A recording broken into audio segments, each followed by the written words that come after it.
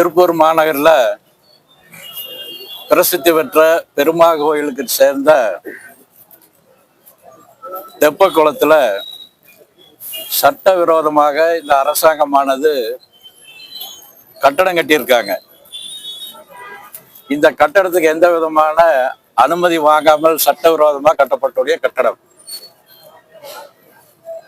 Supreme court சொல்லியிருக்குது, நீர்நிலைகள்ல கட்டடம் கட்டக்கூடாது, அப்படி கட்டிதான் கூட உடனடியாக இடிக்கணும் அப்படின்னு சொல்லியிருக்காங்க. இந்த தெப்பக்குளமானது இதுக்கு ஒரு பெரிய ராஜவாய்க்கால்ல நொய்யலினுடைய நதி நீர் இங்க வரக்கூடிய குளமானது. இது பல முறை மாநகராட்சியிலும் சரி அறநிலையத்துறையிலும் சரி இந்த தகவலாம் சொல்லி நடவடிக்கை எடுக்கணும் அப்படி நம்ம பல கட்டமா சொல்லியிருக்கோம். ஒண்ணு. ரெண்டாவது, இங்க சில பேர் சின்ன சின்ன வியாபாரிகள் 20 வருஷம் 30 வருஷமாக வியாபாரம் பண்றாங்க. அவங்களுடைய பொழப்புத்தனமே இதுதான்.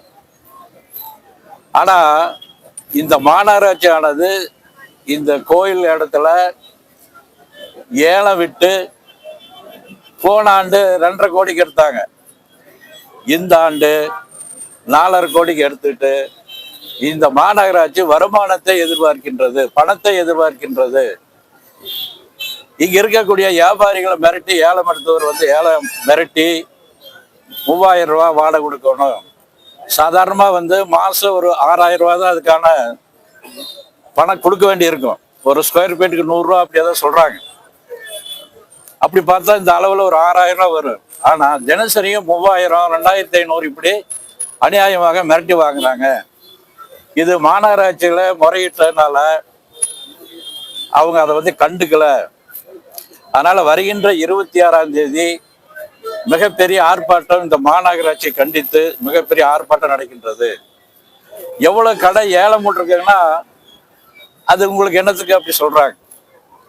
ஐயா, நீங்க மாநகராட்சியில் வியாபாரிகளாம் கூட்டு மிரட்டுறீங்களே, நாங்களும் வரேன்னு சொன்னா இங்க இருக்கக்கூடிய காவல்துறையினுடைய இந்த ஏலம் எடுத்தருடைய கண்ட்ரோல் இருக்கு போல காவல்துறை, அவங்க அதை உள்ள யாரையும் அனுமதிக்க முடியாது அப்படி சொல்லிட்டு வியாபாரிகளாம் கூப்பிட்டு மிரட்டி இருக்காங்க.